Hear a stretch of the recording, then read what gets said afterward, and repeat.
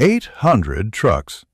That is how many Volvo VNLs are being recalled right now by the National Highway Traffic Safety Administration for a parking brake problem that the manufacturer describes as potentially producing inadequate parking brake force when the vehicle is in weight bias mode. 800 trucks on the road right now, with drivers who bought the truck that this channel compared against the Peterbilt 589 14 months ago, the comparison that generated this channel's second highest view count of any video ever published. Drivers who chose the Volvo VNL, in part because Volvo's safety technology has been one of the brand's strongest competitive arguments since the VNL was redesigned. And now, the NHTSA is telling those drivers, and the dealerships who sold them, that certain 2024 through 2027 VNL vehicles need to have their brake chambers replaced because the parking brake system may not hold the vehicle safely in weight bias mode. This is not the comparison this channel planned to make this week. It is the comparison the news made necessary. Because a recall on the truck that directly competes with the Peterbilt 589 for the serious owner-operator's purchase decision, in a safety category that affects every driver who parks on any grade in any weather, belongs in the honest comparison that this channel builds. This video is that comparison.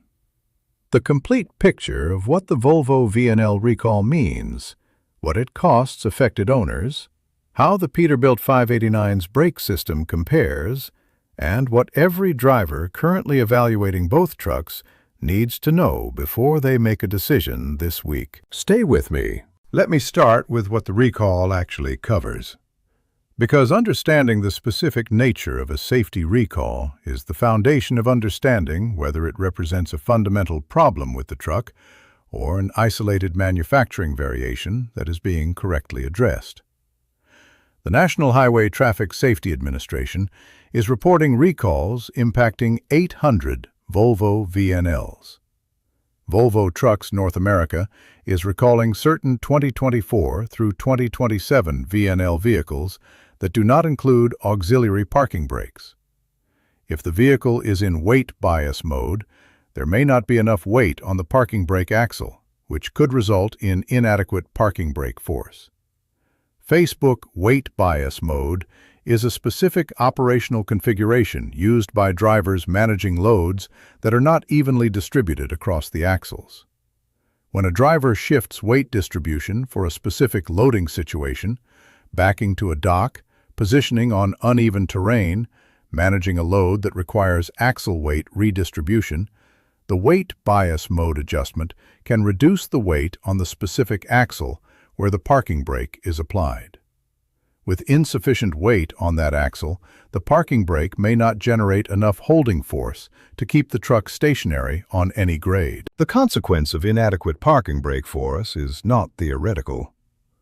A truck that rolls when the driver believes it is parked is a truck that represents an immediate safety hazard to the driver, to dock workers, to other vehicles in the vicinity, and to pedestrians anywhere in the roll path. This is not a compliance issue, or an emissions issue, or an efficiency issue. It is a physical safety issue that NHTSA specifically categorizes as a hazard worthy of mandatory recall notification.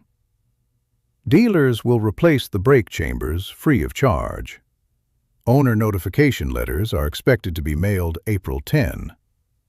Owners may contact Volvo Trucks customer service at 1-800-528-6586. Volvo Trucks recall number for this is RVXX2601. Facebook. The remedy is a free dealer brake chamber replacement. This is the correct manufacturer response to a safety recall. Acknowledge the problem, identify the affected population, provide the fix at no cost to the owner. Volvo's recall process is textbook. The existence of the recall does not make the VNL a bad truck.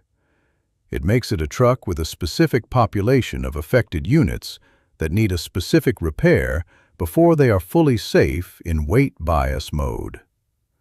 But the recall raises a question that this channel's audience needs answered honestly. How does the Peterbilt 589's parking brake and axle weight management system compare to the VNL's system in the specific condition that produced the recall? Now let me talk about what drivers have been saying about the new Volvo VNL beyond the recall.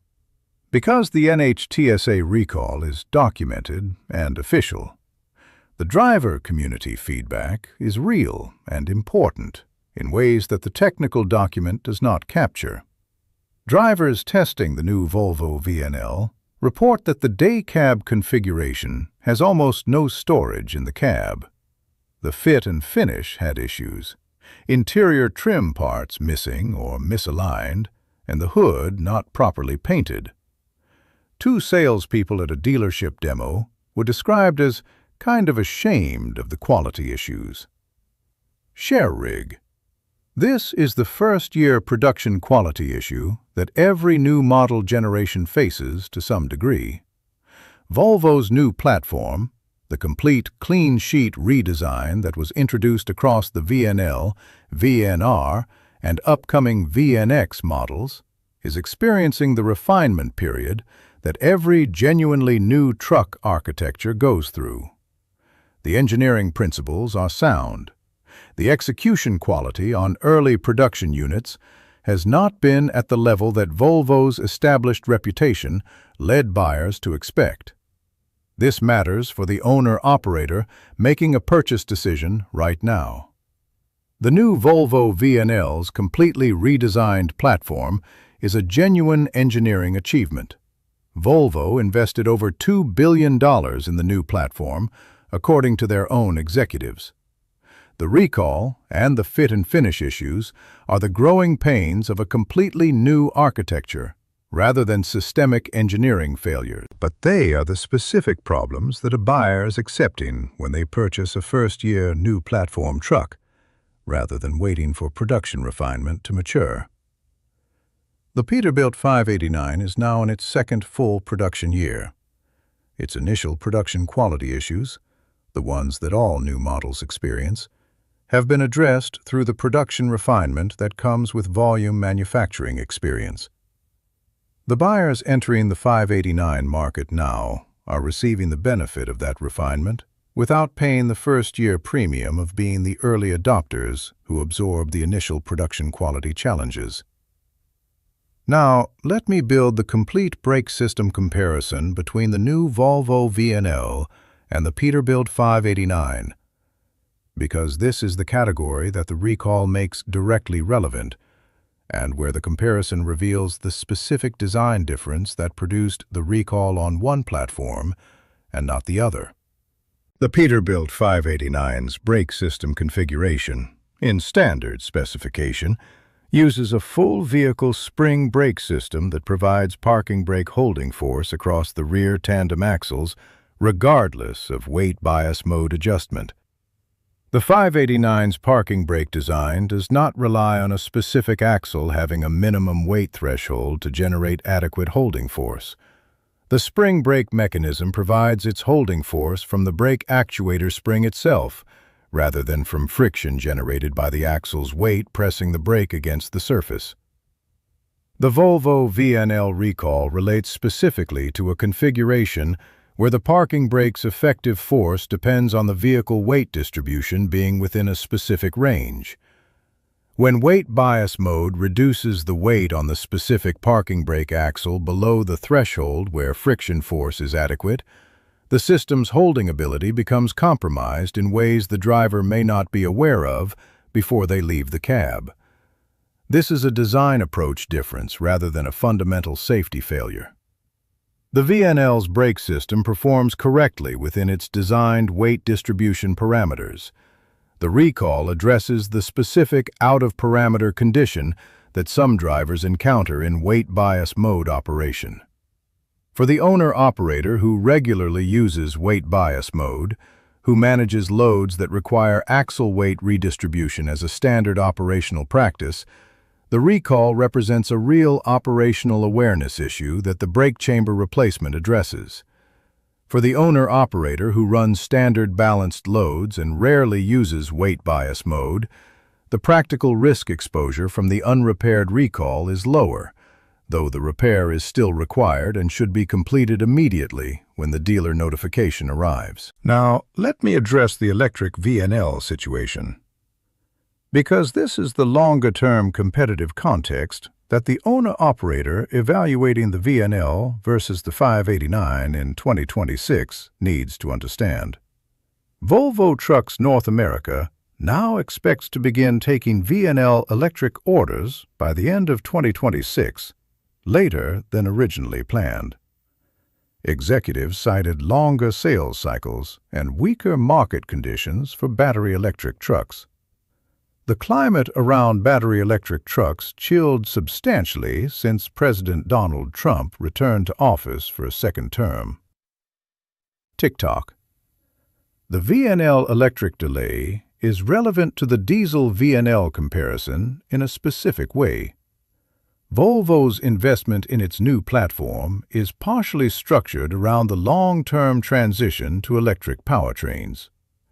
The platform was designed to support battery electric, fuel cell, and internal combustion engines, giving Volvo flexibility as the regulatory environment evolves. The delay of the VNL Electric does not affect the diesel VNL's competitive position today, but it does reveal something about Volvo's long-term platform strategy that diesel VNL buyers are implicitly signing up for when they purchase on the new architecture. The Peterbilt 589's technology roadmap is also evolving. PACCAR's investment in the 589 platform includes the SmartLink integration, the Cummins X15's ongoing development, and PACCAR's own connected services infrastructure. The 589's evolution path is anchored in the proven diesel long-haul trucking model rather than in the electrification transition that is defining Volvo's platform investment priorities. For the owner-operator, whose 5-year financial model is built entirely around diesel operation, who has no current mandate or incentive to evaluate electric trucking, the diesel Peterbilt 589's development path is more directly aligned with their operational requirements than the new Volvo VNL's platform strategy. Now let me tell you what the complete current picture means for the owner-operator who is making the Volvo VNL versus Peterbilt 589 decision right now. The new Volvo VNL is a genuine engineering achievement that represents Volvo's most significant product investment in the North American market. The D13TC turbo compound fuel economy advantage, this channel documented at 8 to 8.4 miles per gallon versus the 589 standard configuration, is real and present in the new platform. The safety technology suite is comprehensive and well integrated. The platform's long-term flexibility for electrification is a real consideration for operators who are watching regulatory environments carefully. The recall is a specific and correctable issue that Volvo is addressing through the proper channel. The early production fit and finish concerns are first-generation production quality issues that typically resolve within 12 to 18 months of production maturity. Neither the recall nor the fit and finish feedback represents a fundamental condemnation of the truck. But the recall, combined with the fit and finish feedback, combined with the specific timing of this analysis, means that the owner-operator who is currently in the market for a new VNL has a decision to make. Buy the current early production new platform VNL and accept the recall repair obligation and the possibility that additional first-generation issues emerge as production matures, or wait 6 to 12 months for the production refinement period to stabilize before purchasing on the new platform. Or purchase the Peterbilt 589, which is in its second production year, past the initial refinement period, with a documented safety record that does not include a current active NHTSA recall. The last option is not automatically correct for every buyer. The VNL's fuel economy advantage is real. Volvo's dealer support for the recall is prompt and correct. The underlying engineering of the new platform is genuinely impressive. But for the owner-operator who values operational certainty, who needs the truck to work correctly from day one, without a recall repair visit, and without the uncertainty of first-generation production variation, the Peterbilt 589's more mature production position is a genuine competitive advantage at this specific moment in both trucks' production histories. Here is what every Volvo VNL owner and every prospective VNL buyer needs to do right now. If you own a 2024 through 2027 Volvo VNL, contact your Volvo dealer immediately and schedule the brake chamber replacement. Do not wait for the notification letter. The recall is documented. The repair is free, and the specific condition that the recall addresses, inadequate parking brake force in weight bias mode, is a safety risk that should not remain unaddressed while the notification system works through its timeline. If you are currently evaluating the VNL versus the Peterbilt 589 for a purchase decision, include the first-generation production timing in your evaluation, not as a condemnation of the VNL, as an honest variable in the risk model that every serious purchase decision should include. First-year production of a completely new platform carries risk that second-year production of a refined platform does not. That risk has a value. Include it honestly. If you are a Peterbilt 589 owner, the current moment is one where the competitive context is more favorable for your truck than it has been since the new Volvo VNL was introduced. The recall, the fit and finish feedback, and the electric delay have introduced uncertainty into the VNL story that was not present 12 months ago. That uncertainty is temporary. Volvo will address it.